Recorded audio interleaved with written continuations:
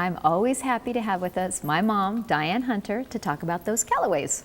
And we do love those Callaways. They are great if you're looking to buy or to sell a home. And you can't just get any agent. You can't just get your best friend or even a relative. You've got to have someone that will do everything that is necessary to buy it or to find the right one for you. That is true.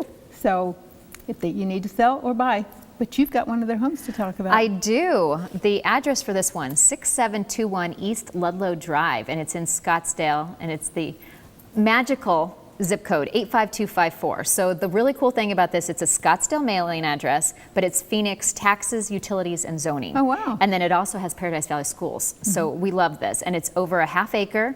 It's 4384 square feet, and it's a split floor plan. It has 5 bedrooms, 4 baths, a den, or it can be used as an office, 3 master suites, which all have walk-in closets, private exits.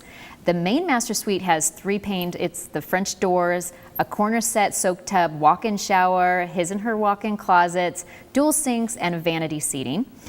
They have got the remodeled kitchen with the slab granite counters, custom hardwood cabinets with pull-out drawers and pantry, stainless appliances for those that like to cook, and it includes double oven, built-in fridge, and a warming drawer.